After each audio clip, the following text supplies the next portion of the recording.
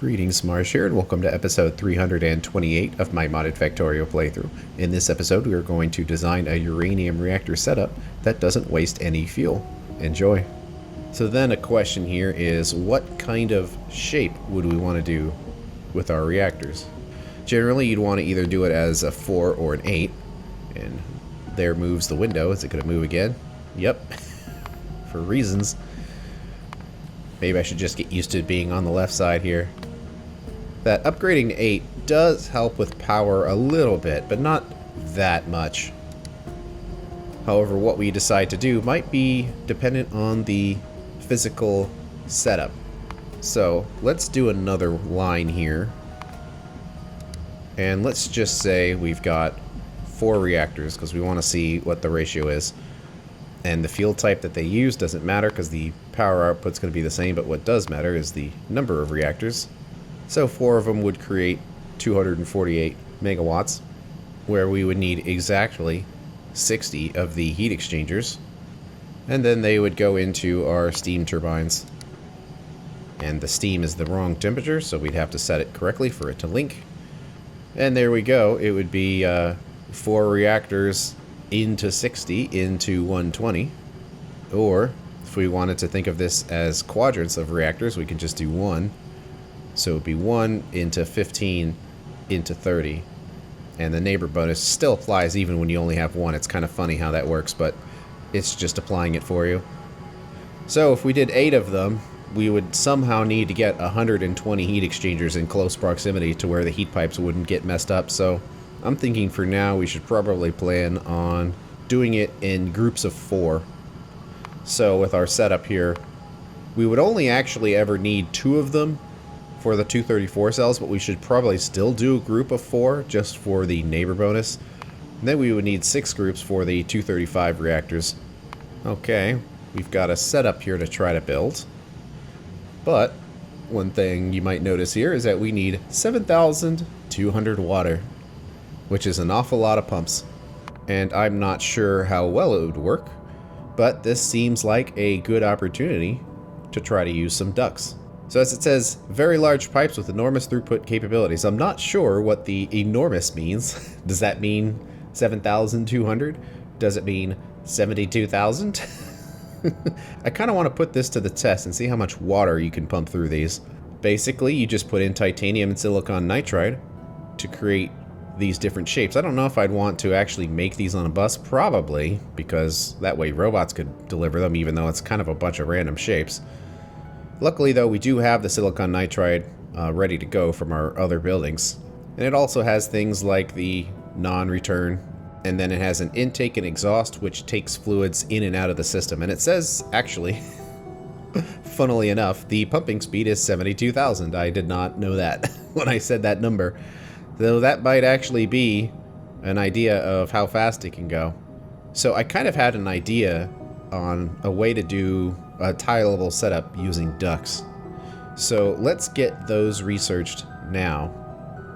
And unfortunately, it would make our setups more compact if we had this higher tier of heat exchanger here, but it does require tungsten plates, and I don't think it's that important that we go through the effort of making those just to make the nuclear setup a little better. I think building it with what we have is good enough. Well, that research is fast. And yeah, this is only going at half speed because it's only getting half of a belt. And this is filling up on the XS238, and the logic is set to get about 100 of the 235s before it shuts down, so it's just building up a little buffer. We do have our 100 fuel cells in here, and we never got a 234, so this process never started, but it's a pretty rare resource, so that makes sense. And as far as the things that we need for our setup, I'm pretty sure we've got both of these already on the bus, so the only thing we actually need to make are uranium reactors. And they're pretty expensive. Certainly not something we'd want to handcraft, but also at the same time, not something that we'd want to make a bunch of just because of the huge sink of resources that goes into it. Alright, let's come to the end here.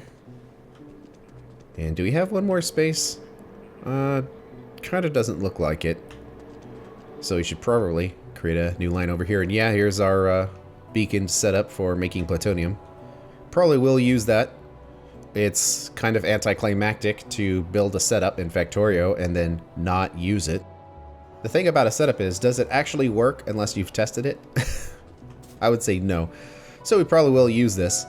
One big advantage to a small setup like this, especially when doing this specific recipe, is that each one of these machines is going to need 40 plutonium to even get started.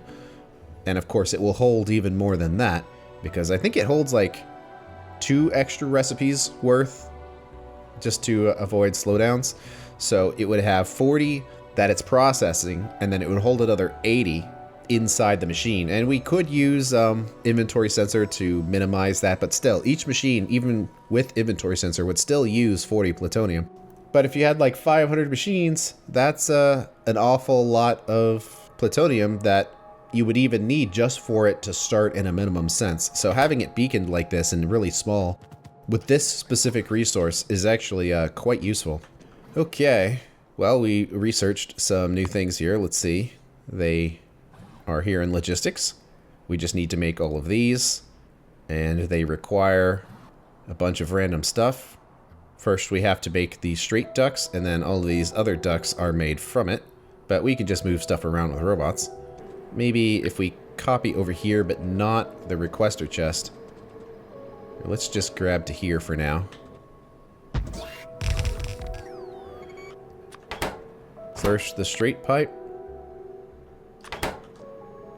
And the underground, and that can direct insert. It probably makes sense that that's the one that does direct insert, because it's probably going to use, yeah, the most pieces. So then we need the T-junction. It's kind of annoying that they physically make you make the different types, but it's probably because they're not really pipes, is my guess. So they don't function like Factorio pipes would, so you actually need to make each one of these. Then there's the non-return duct. I'm not sure if we'd actually use that. I'm not much of a fan of the non-return duct. I'm actually not really sure what you would use it for. Specifically because you could just use pumps to do the same thing. Although I guess in this mod there aren't any pumps. It's basically like a pump that doesn't pump the way I look at it. So I'm not sure its applications in a factory. Both the duct-sized version and also just the regular pipe version. So if you have any ideas on how you might use non-return ducts, let me know. But for the most part, it's just a valve that I don't use very often. But we need the intakes. And we need the exhausts. Right now everything's being monopolized to make these underground, so it's going to take a little while. But that's fine, these are just ducts. They're a pretty low priority thing in the grand scheme of things when you think about how often are we actually going to need ducts. Not very often. And then the good stuff, we need some reactors. And do we need speed modules on this? How long would it take? 8 seconds. So no. And we definitely don't want to make very many of these. If we only made one, placing them down might be really slow, just because there's no buffer. So making 10 of them is probably a good idea here. So we drop all that in there. It's going to require bunches of stuff, but we should already be making all of this. So it should find its way here. And all of this stuff has stopped because the undergrounds are monopolizing it. Well, if that's the case, I kind of want this just to be 10 then. Just so we can make sure everything else starts up here. Well, I guess it kind of did because we've got our T-junction right there. So much stuff for the reactors. It's a good thing we're using the additional pace settings here, because all of this stuff is only for 5 reactors. So actually, in that sense, I kind of want to just make this 1 reactor's worth manually, because I don't think all this stuff would even fit in here. So let's do that. So it actually has a little bit of efficiency, but hey, we've got some reactors. Alright, well, we definitely want 4 of those. And let's see, everything else is kind of running here. We can worry about the ducts in the end. For now, let's just make some logistics requests for the things we wanted. So the turbines, the heat pipes. I'm pretty sure we're making heat pipe 3 now. The main difference being how hot it gets. Although it doesn't really matter in this sense because the uranium reactor only goes up to 1,000 anyway. So heat pipe 3s aren't really necessary. I'm not sure if it actually helps the flowing of heat or not, if it's not at its maximum temperature. Whatever. We've got heat pipe 3s, so we might as well use them. And we also need the heat exchangers. And now we should have a couple of reactors in here. And yeah, we'll do that in a bit. So for now, we just need to make a setup and see how big it is. And we've got a little space right here, so let's use it. So of course, the beginning of any setup is your grid of reactors for however many you're going to use. And for space reasons, let's just use these 4. And because of that, let's just make this 1, because I kind of like to build these in quadrants where the heat comes off in the corners, and then that tells us how much we need. And the shape and size of this is actually kind of important because we're going to be tiling a bunch of these together. So it doesn't really matter what shape it is, but we want it to make efficient use of the space that it has. So we want to try to make it square or rectangular-ish. And you could surround it with this, but you don't really need to because they're already connected with each other. So let's say we had a heat pipe that went out like this. Oh, those are going to be in the way. I wonder if we should integrate logistic zones into this, because that's one thing I kind of forget to do. Well, since we need to have 15 and then 2 more steam turbines, it actually might make more sense if these heat pipes were basically right in the middle. And you don't have to double them up like this, but it does function kind of like a pipe in the sense where it holds heat. So the more heat pipes you have, the more buffer is in the system, and it might run a little smoother. But let's just see how big this is and figure out if we would want to make it an 8 or not. So one thing the reactors would have is the fuel delivery belt, and we can figure that out later on exactly how that works, but it would be 1 space away because of course we would need inserters. And you could do like distance changing inserters and whatever, but this is just the traditional way of doing it. And we'd have the reactors here. We don't have to mash them in, so probably shouldn't. And that should be the 15 of them, which gives you an idea of how dense this can actually be. So because of that, I'm thinking I probably don't want to do them right in the middle, because otherwise this setup would be really long. So we probably want to have reactors on each side. So on the outside, let's do 8 of them, to make it a little shorter. And that side would need 7 of them. Of course, they would all be out here.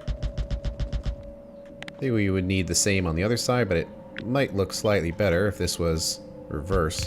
Like that, I'm not sure. I do want to try to center this, though.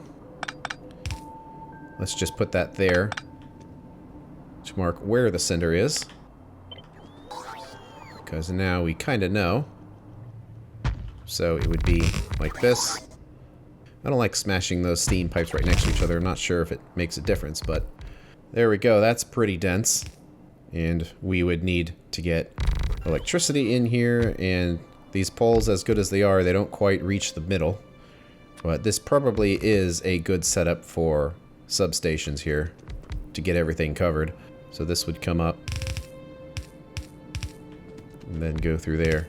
So you can kind of see how heat pipe limitations really start to become a problem with these setups. Imagine having twice as many of these reactors on the bottom that would go all the way down here or all the way out here, and either way, that would be pretty difficult. It would probably work. I've built 8 reactor setups before, and for the most part, they're like 95% effective. Like, they more or less work, but not very well, especially if you want to do it fuel efficiently. If you don't care about being fuel efficient, then they're probably fine, but I'm going to do a setup here that makes it so this reactor does not burn any excess fuel. So we got to put some substations in here on wherever makes sense. Actually, just doing them in the corners kind of makes sense, and spacing them out by 1 kind of helps too. Although they don't quite reach, would they? If they were smashed in like this? Wow, they do. Well, then I guess that means we're doing that. And then we'll do another one. And it actually has some more distance to it, but we'll just place it one square away. Let's try to reverse it. Let's see if it will fit on the other side. And there is a little bit of stuff in the way, unfortunately. What about the robot zones here? It is kind of tricky putting these in here when you can't actually see what the zone is because you've already covered everywhere. But it actually is pretty big. Let's just do on the sides of each of those. That should basically cover the whole thing. Alright, we'll pick it up again. And move it down there. That won't fit there. We gotta put it one space. And the gap is correct there. We just need to have heat pipes in there. So it's pretty square. It's more of a circle, really. And we could smash this in a little bit more. Like we can kind of squish it down right here and kind of squish it in there. But it's not that important. When you look at the size of this, it's not that big compared to the factory. Although we are going to need essentially 7 of them. So surprisingly, they do take up a reasonable amount of space. But, oh, did I not copy the zone expanders? I'll just put them in here and make them symmetrical. Probably need some robot parking spaces too and charging ports. I'll put those in there in a bit. So that's kind of the general idea. But we also need to get the water in. So one thing I was thinking we can use the ducts for is have the ducts coming in on the side here and the side here. Because we would need 1800 water for just this setup.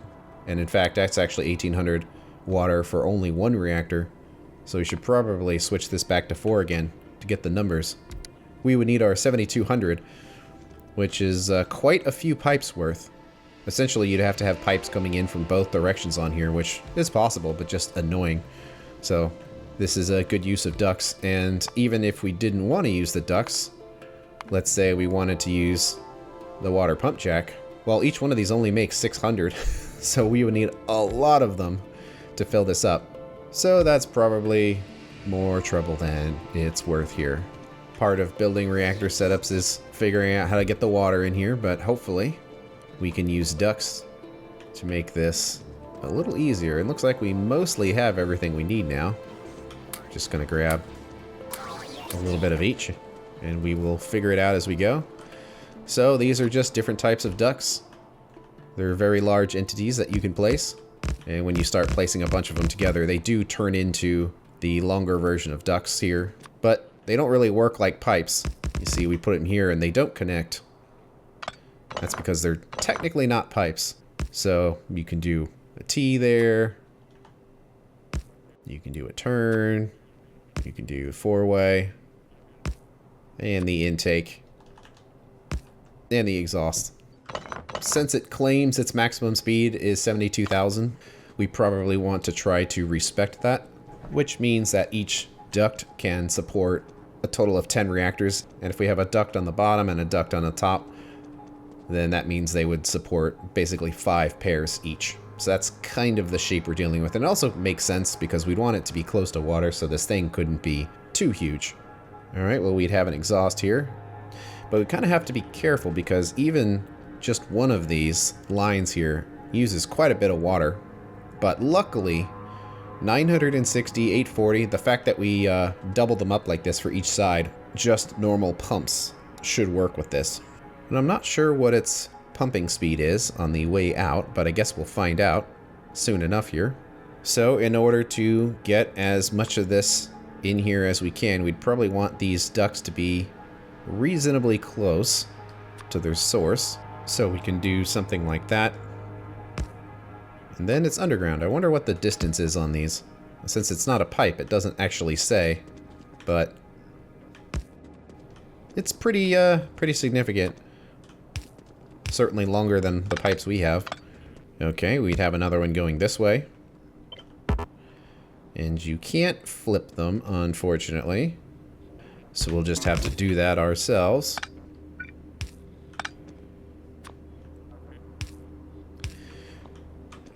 There we go. That would get this side filled up. And my idea here is the other reactors would be on the other side of this and would have these right here. So because of that, we probably want these to be 4 ways. and then they would go to the reactor down here. So there'd be a little bit of space in the middle, but all of our water would be pumping through the middle here. And we can't flip them, but we can rotate them. So if we do that and carry it up to the opposite side, then it does go through. And same with this one. Pick it up, take it to the opposite side, and drop it in. Okay, that should get the water in here. And each one of these ducts will support 5 on one side and 5 on the other, and then any more than that we'll need more ducts, or probably just put the reactors elsewhere. But we don't need to make that many setups right now because our goal is 1 group of 4 and then 6 groups of 4. And each one of these ducts can support 10 groups of 4, so we should be good there.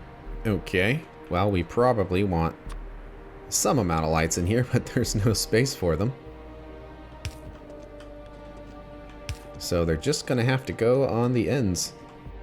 So now we need to do the logic for the reactors.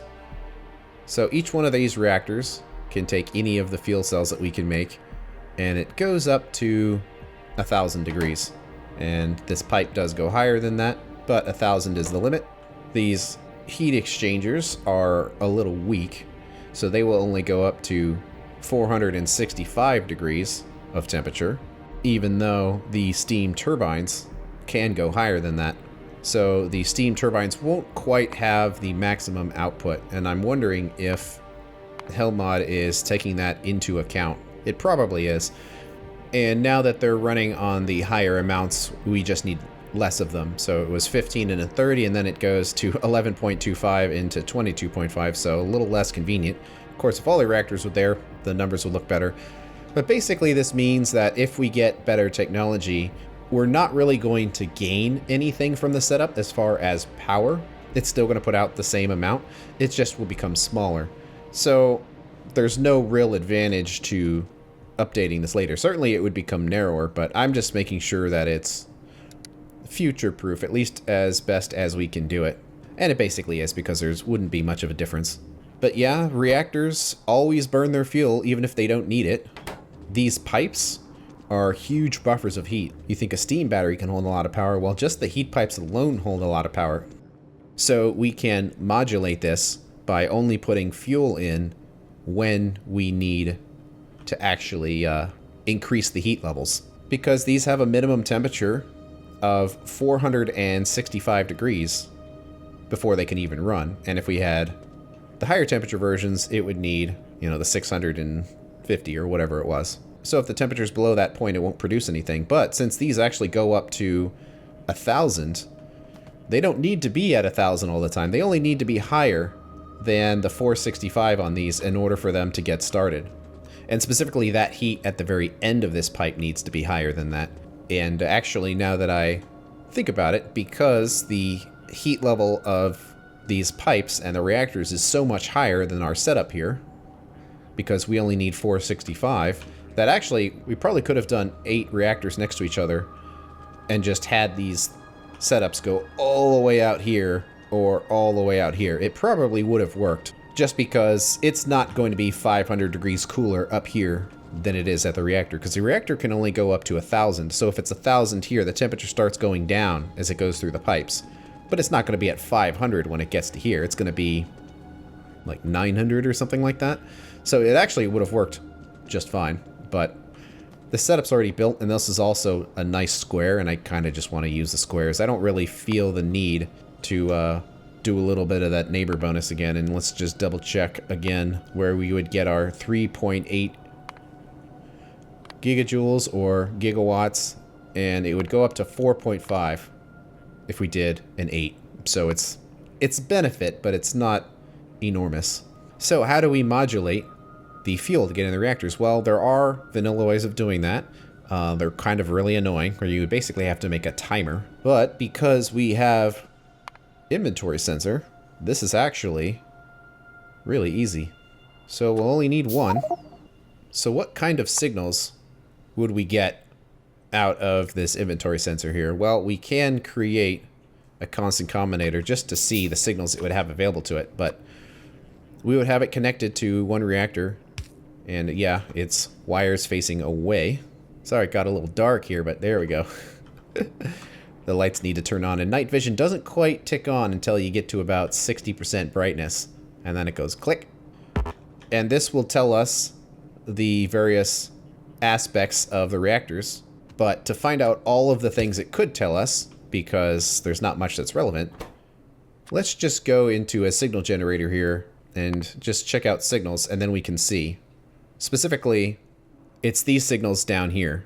So it's the crafting process, which is a percent, so 0 to 100, on how far it is on the crafting. The temperature, which is the thing it's telling us, it's 15 degrees. How much fuel it has left in it, which is useful. And whether or not you have a car, Spidertron, things like that. But specifically, it's temperature and remaining fuel here. Crafting process is actually quite useful as well. It would be useful for this setup here because you can have the inserter turned off if the crafting percent is 0, meaning it's not crafting anything. And then once the crafting gets to 1%, it means it's started. And then you can turn off the inserter. So that's a way of making sure that the machines aren't holding on to any extra resources. They only have the resources necessary to run their current recipe. So when the recipe stops, the machine stops, and then the inserter turns on. So it's not running at 100% power, but it won't be holding on to any extra resources. So that's what you can use the inventory sensor for. But right here, we actually got 2 signals. One of them is 0, but it's the amount of fuel on board and the temperature. And actually both of those are conditions that we would want to look at. So what we would have is basically fuel cells going around and inserters connected to a set of logic, and we have to decide what condition would turn this inserter on. Well, there's a couple of them. One condition is that the reactor is too cool. So right now it's at 15 degrees, which is not enough to create any power, so if fuel cells were available, we'd want to put them in. How hot, though, do we want the reactor to get? Well, you want it hot enough to where the temperature will reach the end, but you don't necessarily need to have it blazing hot, because let's say you put a fuel cell in, but the reactor isn't actually producing power. Because the fuel cell is in, it's going to create heat. So let's say you set that to 900. Well, it gets below 900 and it puts a fuel cell in, but then everything gets to 1000 and you don't need the heat anymore, but this thing is still blazing away. So really, the on condition for the temperature, you want to be just low enough where all of this stuff will run and the temperature will get to the end, but it's not so low that it's causing reactor problems, because you want the temperature to be able to increase as the reactor runs, because this is essentially like a battery or an accumulator. And let's create some combinators here just to mark what we're doing. So one on condition is that the temperature of the reactor is too low, and if it is, we would get a green square. So what is too low? Well, you'd have to really test it. For example, you can put fuel into the reactors and then see how much the temperature of these pipes goes up to figure out how much of a buffer is there. And for that test to work, the reactor would have to not be supplying any electricity, because if it was supplying electricity, then the temperature wouldn't increase that much. But my gut tells me that maybe the end would be 100 degrees cooler than the reactor core, something like that. And if that was the case, then if the minimum temperature was 465, then it means the reactor would need to be at 565 in order for that heat to minimally reach over there. But let's just say 600, that it's an even number. So if the reactor is cooler than 600 degrees, you get an on signal. But we have another condition we want to look at, because we only need to ever have one fuel cell in a reactor at any given time. In other words, when you put the fuel cell in, it disappears because now it's getting used.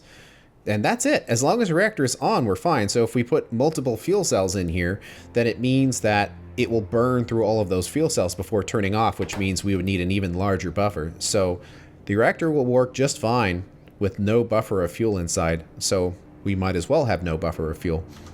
And the way that we can look at that is this invisible signal right here. That's the megajoules remaining in the reactor. So if we do another one here and select remaining fuel, and let's just say remaining fuel is 0. So as long as it has some fuel, it will run fine. That it has to be completely empty before an inserter will swing. And yes, that does mean the reactor will turn off for a split second until the reactor swings over, but 99.9% of the time it will be on and burning. So those are two conditions which we'd want it to be on. And that basically covers the reactor side. Now, there are 4 reactors, but you don't really need to have 4 logics because you're going to treat all the reactors the same. It is true that certain reactors will have more heat in them than others, but they're going to be mostly the same. And one problem, if you have 4 inventory sensors and 4 logics hooked up to each inserter, is what happens if one reactor is, say, below 600, but the other 3 are above 600. Well, then that reactor will get its new fuel cell. It will turn on. The temperature will increase on the other reactors. They will never go below 600, and then you only have one reactor burning. And to actually get the neighbor bonus, the reactors need to be on. So if you're only running one reactor, it will not have a neighbor bonus. So we always want all reactors on at the same time, if that's possible. So by only looking at logic from one reactor, it means they will all be treated the same.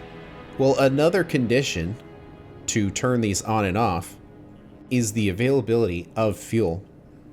So let's say we had a bunch of fuel on here, and I guess I could just throw some junk in here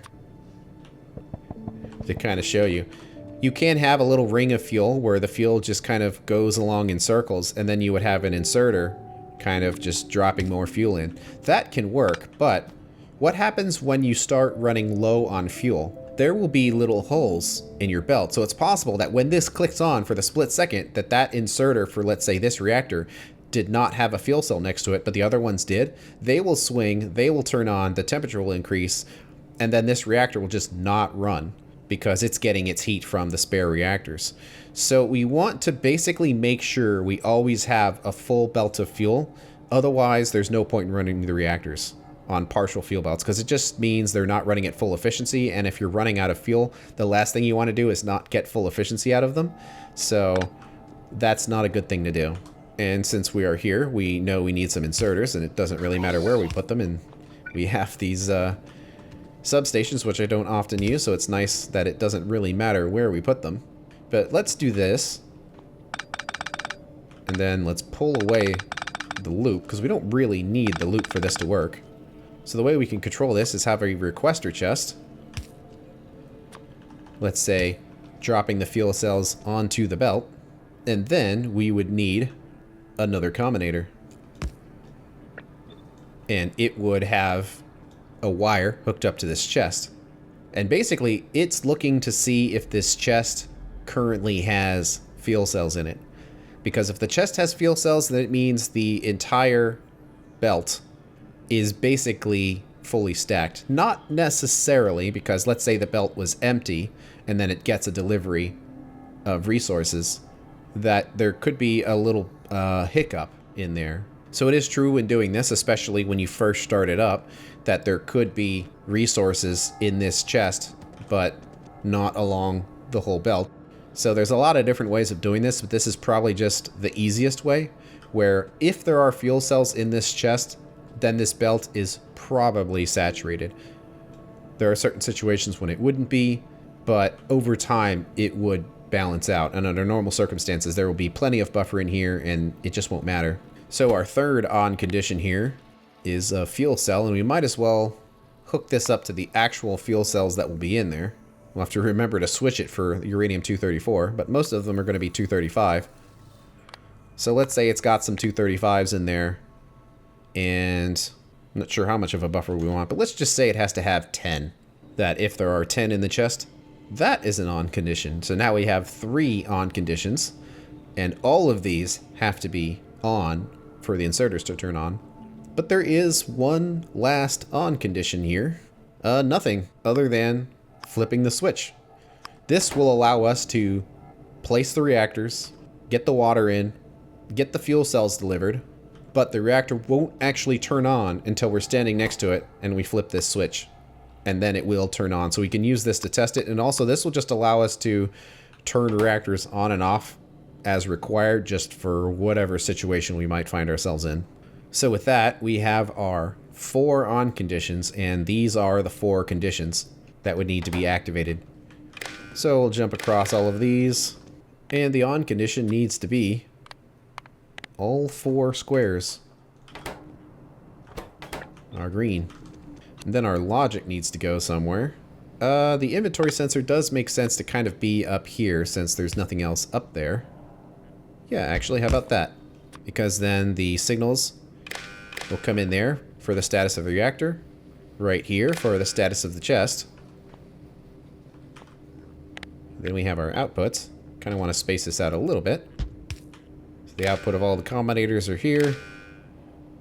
And then it jumps up there to get sent to where it needs to go. So let's check the logic here, that we currently have 2 green signals. Does that make sense? Well, yes. The reactor doesn't have any fuel in it, so it gets a green square. And the temperature is too low, so it gets a green square. But the switch is off. So if we turn the switch on, we get 3. But that's still not enough because there is no fuel in this chest. And as long as there's no fuel, the reactor won't turn on. So it looks good, and we want to default this to off so we can just place this build and not have to worry about everything just starting up. So this is looking pretty good, but we also need to get rid of the spent fuel cells as well. And actually doing this is kind of annoying because of the way this belt is positioned. So we kind of need these to be spaced like this instead. This is kind of annoying because then it moves the relative positions of all of this stuff. And it's going to look a little funny, but I think this wire will just skip over these because these are the inserters to get rid of the fuel cells. And then this wire can just go across. It looks a little weird because it's just going straight across them, but still good. And they still have their on and off signals there. So whenever there is a leftover cell, these will insert them onto this belt and they will move around. Then they will eventually get to the end here. So we need a active provider chest because we absolutely don't want any cells to be stuck here. We'll have this here, but it does need to be a filter, and we want it to pick up the used up cells. And then they will just get ejected into the system and go where they need to go. And I'm thinking we're pretty good there. We've got fuel delivery figured out. We've got the logic figured out. We've got the water. And now we need to upgrade the factory's power settings in order for it to accommodate our new reactors. But that's going to have to wait until the next episode. Thanks for watching, and I will see you later.